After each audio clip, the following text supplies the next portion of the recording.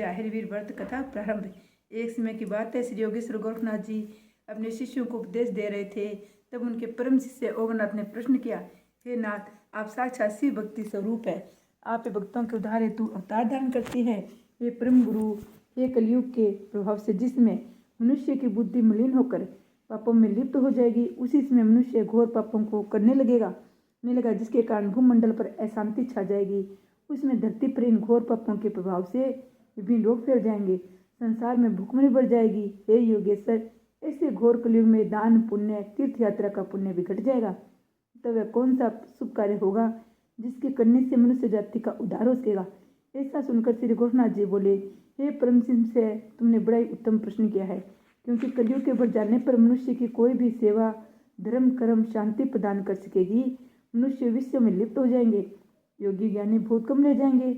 ऐसे समय मेरी अंश अवतार जाहिरवीर गोगा के व्रत पूजन से ही मनुष्य का कल्याण हो सकेगा। इनके व्रत पूजन से बांझ स्त्री पुत्रवती हो जाएगी, निर्धन धनवान बन जाएंगे, असाध्य रोगी आरोग्य सुख को प्राप्त होगा, मूर्ख को भी ब्रह्म ज्ञान की प्राप्ति हो जाएगी।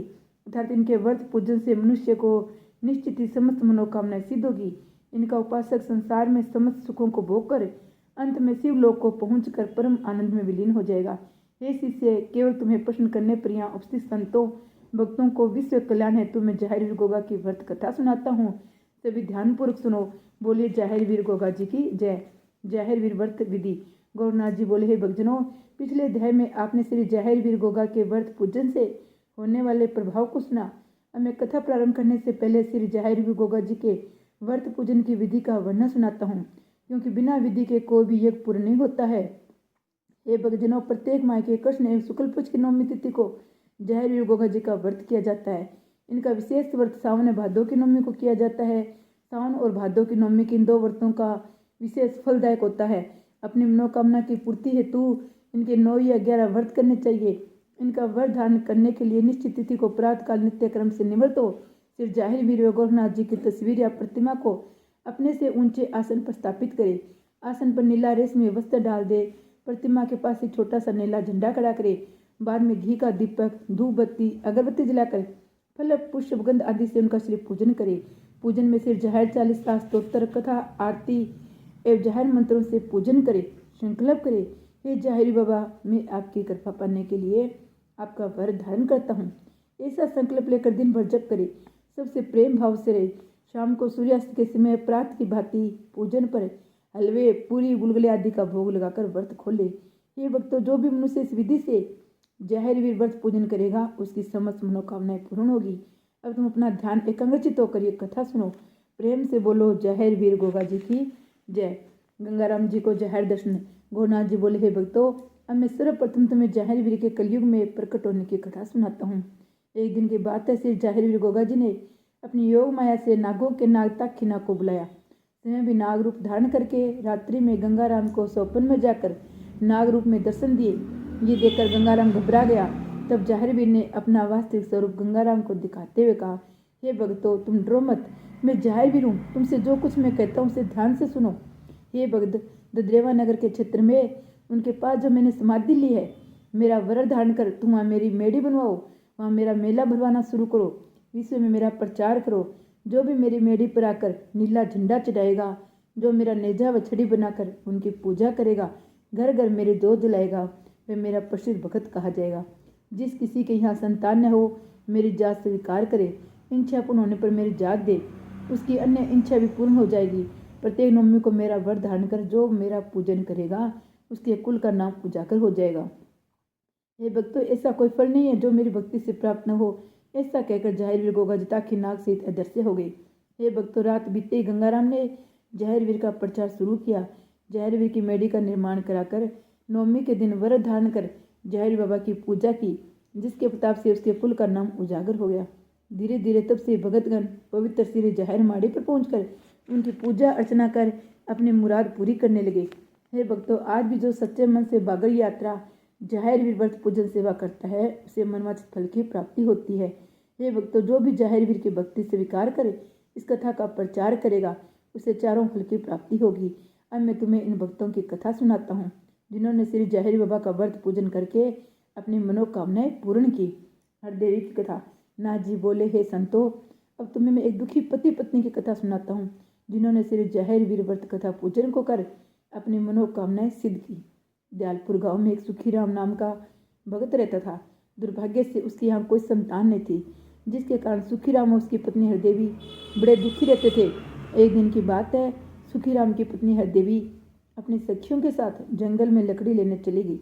जंगल में जाकर उसकी सखियां आपस में बातें करते हुए कहने लगी, जिस दिन इस मांझन के सुबह दर्शन हो जाते हैं, उस दिन भोजन तक प्राप्त नहीं होता है। ये बात हरदेवी ने सुन ली, मगर अपने सखियों को कुछ नहीं कहा। मन ही मन रोते हुए लकड़ी लेकर अपने घर चली आई। शाम के समय जब उसका पति मजदूरी करके घर आया, हरदेवी ने यह बात अपने पति को सुनाई। सुखीराम ये सुनकर बहुत दुखी हुआ और भगवान से प्रार्थना की, हे भगवान, हमारे यहाँ तुम एक संतान देकर हमारे सिर से पुत्रहीन होने का कलंक दूर कर दो। ये कहकर दोनों सो गए।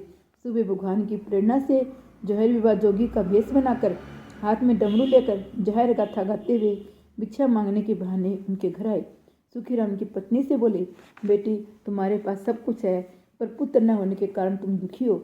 मैं तुम्हें एक उपाय बताता हूँ, जिसके करने से अवश्य तुम्हारे यहाँ संतान उत्पन्न होगी। जोगीराज बोले, बेटी, तू सावन और भादों की नवमी के दिन सिर जाहिर बाबा का व्रत रख, विधि पूर्वक किसी जोगी को बुलाकर व्रत का उद्यापन करे। इसके करने से निश्चित तुम्हारे यहाँ संतान उत्पन्न होगी। ये कहकर जोगी के रूप में जाहिर वीर जी चले गए। ये बात जब हरदेवी ने अपने पति को बताई तो उसे सुनकर बहुत खुशी हुई और खुद भी व्रत रखने का निर्णय लिया। समय आने पर दोनों पति पत्नी ने मिलकर व्रत धारण किया, विधि पूर्वक ओघ जी का पूजन कराया। उनके प्रताप से 1 वर्ष बाद उनके यहाँ एक सुंदर बालक ने जन्म लिया। हे भक्त, जो भी जाहिर वीर का व्रत धारण करे, इस कथा को सुनाएगा, उसकी समस्त मनोकामनाएं पूर्ण होगी। बोलो जाहिर बाबा की जय। निर्धन बुढ़िया की कथा। एक बार की बात, एक जातरू जा देने के लिए बागड़ जा रहा था। अन्य भगतगण भी उसके साथ चल रहे थे। आगे चलकर वे रात्रि में विश्राम करने के लिए एक शहर में ठहर गई। रात भर वहाँ जाहिर वीर की गाथा का गुणगान करते रहे। सुबह जब दिन निकला तो एक बूढ़ी औरत वहाँ आई और बोली, हे भक्तों, ये आप किसकी पूजा कर रहे हो? आप किस देवता के धाम पर जा रहे हो? इनके व्रत पूजन से क्या लाभ होता है? तब जातरू के साथ का जोगी बोला, हे माता जी, ये हम जाहिर वीर गोगा बागड़ वाले की पूजा कर रहे हैं। उन्हीं के प्रताप से इस जातरू बालक का जन्म हुआ और हम उनके जा देने हेतु उनके बागड़ धाम जा रहे हैं। हे माता जी, जाहिर वीर के पूजन व्रत था, इनके धाम की यात्रा करने से मनुष्य के सभी पाप छूट जाते हैं और समस्त मनोकामनाएं सिद्ध हो जाती है। हे भक्तों, बुढ़िया का लड़का गरीबी के कारण कर्जबंद हो गया था। इसके कारण वह परेशान हो अपनी माँ और बहू को छोड़कर बिना बताए कहीं चला गया था। बुढ़िया ने घर आकर ये बात अपने बहू को बताई। यदि हम दोनों जाहिर वीर का व्रत रखे तो मेरा लड़का घर वापस आ सकता है। बहू ने यह बात संघर्ष स्वीकार कर अपनी सास के साथ 11 व्रत रखने का संकल्प लिया। केवल 2 नवमी के व्रत उपरांत ही वह लड़का जिस शहर में था वहाँ उसे एक जेवर से भरा थैला सड़क पर पड़ा हुआ मिला। अगले दिन वह लड़का उस जेवर सहित वापस घर आ गया, जिसे देखकर सास बहू बहुत खुश हुई। घर आते ही उसने वह जेवर बेचकर अपना सारा कर्जा चुकाया, निजी व्यवसाय शुरू कर दिया। जब लड़के की माँ और बहू ने बताया ये सब जाहिर वीर की पूजा के प्रताप से हमारा उद्धार हुआ है, तो उसने भी जाहिर बाबा के व्रत रखे। बुढ़िया और उसकी पुत्र वधू ने एक ही दिन अपने व्रतों का उद्यापन किया। उस दिन जोगियों और कन्याओं को दान दिया, जाहिर बाबा के नाम का भंडारा किया। हे भक्तों, सच्चे मन से जाहिर बाबा का व्रत धारण करे, जो भी इस कथा का पाठ करेगा वह सिंगरी सुखी हो जाएगा। बोलिए जाहिर बाबा की जय। जाहिर बाबा की प्रकोप कथा। अब मैं तुम्हें जाहिर बाबा के रुष्ट हो जाने पर उनकी प्रकोप की कथा सुनाता हूँ। सीतापुर गांव में एक परिवार में पहले से ही जाहिर बाबा की पूजा होती थी। प्रत्येक भादों के नवमी को थापे दिए जाते थे।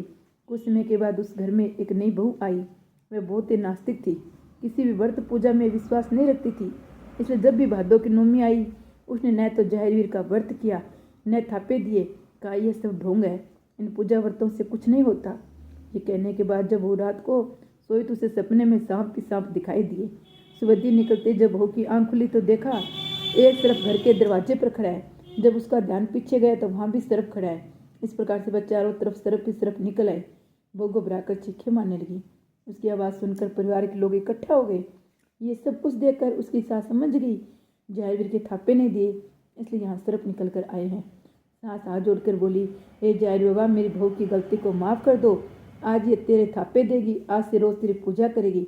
बहू ने भी हाथ जोड़कर सिर झुकाकर कहा, हे जाहिर बाबा, मुझे माफ़ करो, मैं सदा तेरी पूजा करूंगी।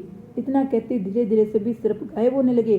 तब उनसे झाय रूपी सर्प ने वास्तविक रूप में प्रकट हो गया और कहा, हे देवी, तूने मेरी न तो पूजा स्वीकार की और मेरा अपमान किया है, जिसके कारण ऐसा हुआ। लेकिन मैं तुम्हें माफ करता हूँ, मगर ये मेरी बातें ध्यान से सुनो। जो भी मेरी पूजा, थापे, निशान, छड़ी, नेजा आदि स्वीकार करेगा, उसकी मनोकामना सिद्ध होगी। मगर इच्छा पूर्ण हो जाने पर जो मेरी स्वीकार करी हुई पूजा बैठने देगा, उसे मैं तुम्हारी तरह दंडित भी करूँगा। ये कहकर जाहिर बाबा अपने सर्पों से अदृश्य हो गई। जो भी इस कथा को नियम से पढ़ेगा, उसे उत्तम फल की प्राप्ति होगी। जय श्री गुरु गोरखनाथ जी की जय। जय गोगा जी महाराज जी की जय।